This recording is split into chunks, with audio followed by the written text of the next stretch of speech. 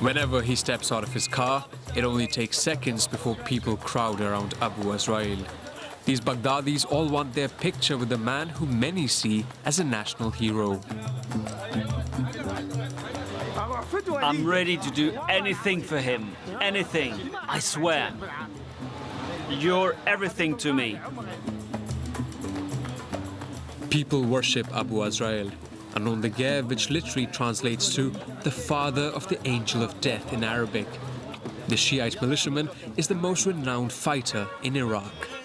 His bravery has turned him into a living legend in a country still in shock after the Islamic State ousted the Iraqi army last summer.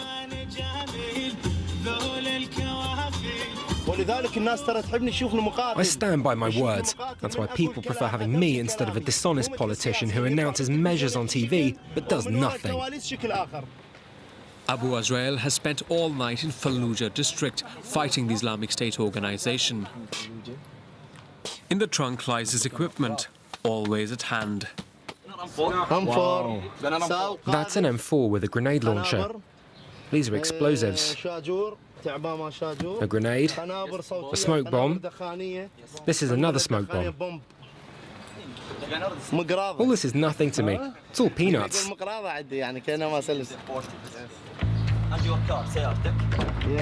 Abu Azrael is a regular at this gym. He comes to work out, but more importantly, to meet up with his brothers in arms. The atmosphere is light-hearted, yet these bodybuilders all belong to a Shiite militant group backed by Iran.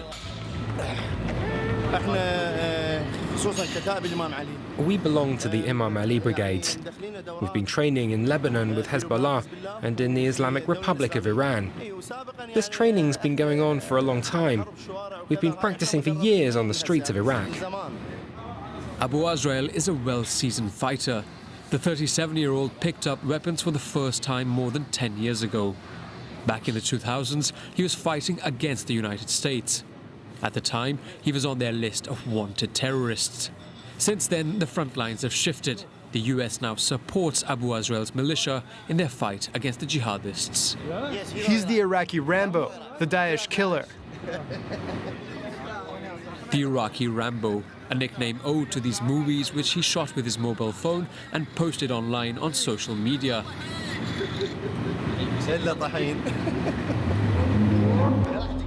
Illa Tahin, grind you to dust, a war cry he first used last March.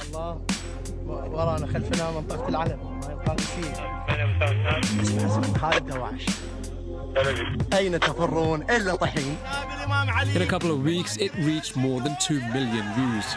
Abu Azrael soon posted another video. His slogan was echoed by thousands of people.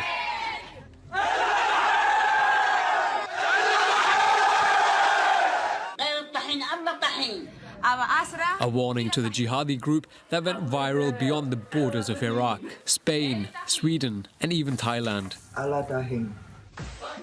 Even a cartoon was made to present the new face of the fight against terrorism. The militiaman is seen defending the oppressed. Here, he beats up a major leader from the Islamic State organization. His brigade is made him the star of its Hollywood-like propaganda movies.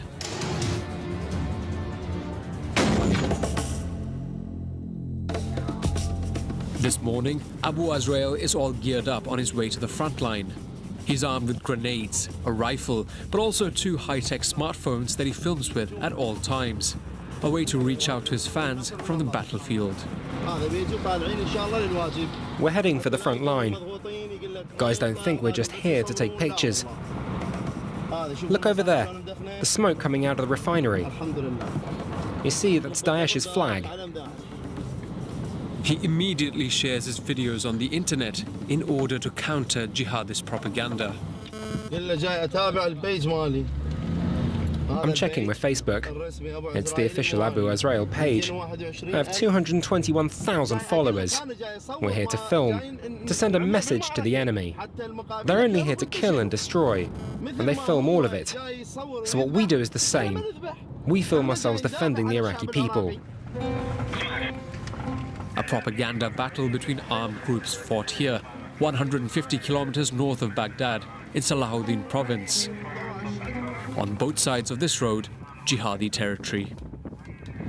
Daesh is about 500 meters away, in this building here. Do you see it? Over there in the distance. Now we're entering a very dangerous area. We're surrounded by Daesh. We only control the road. Don't be surprised if you hear gunshots.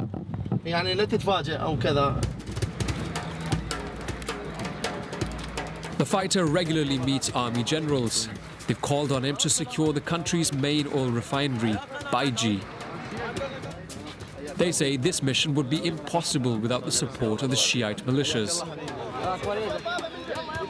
The Iraqi Rambo is quickly surrounded by soldiers who all leave their positions and clamour to take selfies. Daesh just needs to hear the name of Abu Azrael, and they run away from this place. They run. The high-ranking officers hope that the militiamen will be able to put some enthusiasm back into their demotivated troops. Morale is low.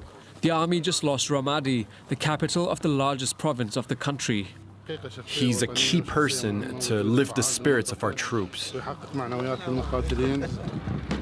While we're filming, we hear gunfire exchanges.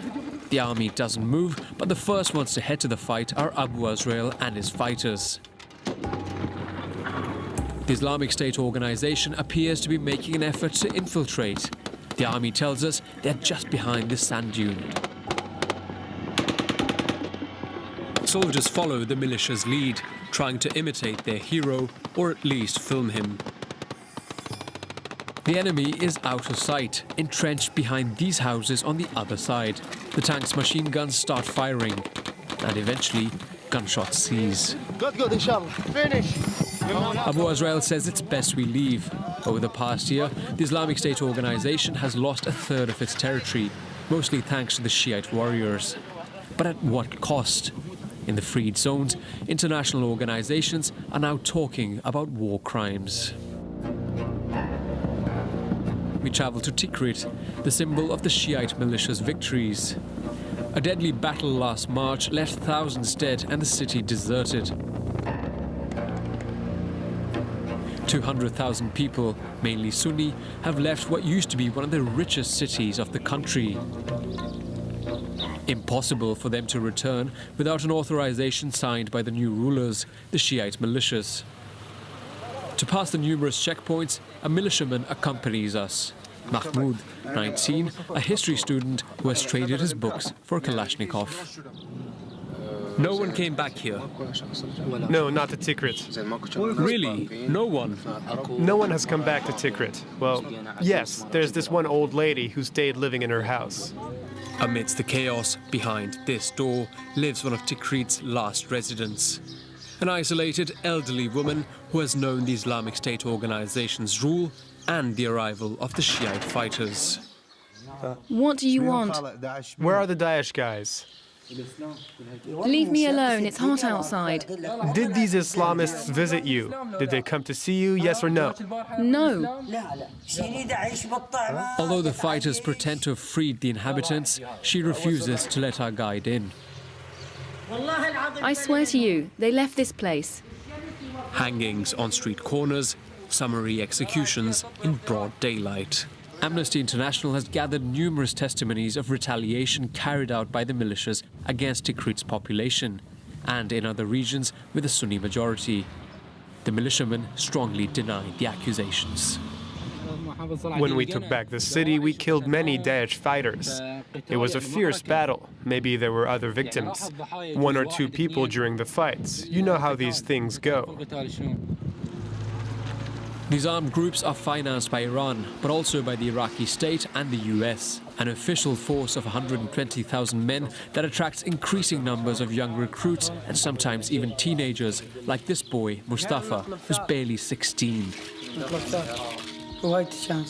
I've wanted to be a sniper for a long time. When there were parties, there was always a gun by my side. And during the training, I passed all my tests. My toys today are my weapons. Isn't he a bit young to fight a war? He's the one who wants to. When he came here, we told him he'd better be sure, because he would most probably die. He told us, I came to fight with you. I'm sure. I'm ready to die. I'm ready to die. Cannon fodder sent to the forefront of the battles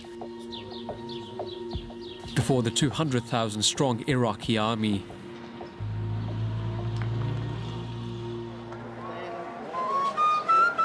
In Baghdad, the capital, people try to forget the constant conflict, but the security walls and the checkpoints are reminders of its proximity.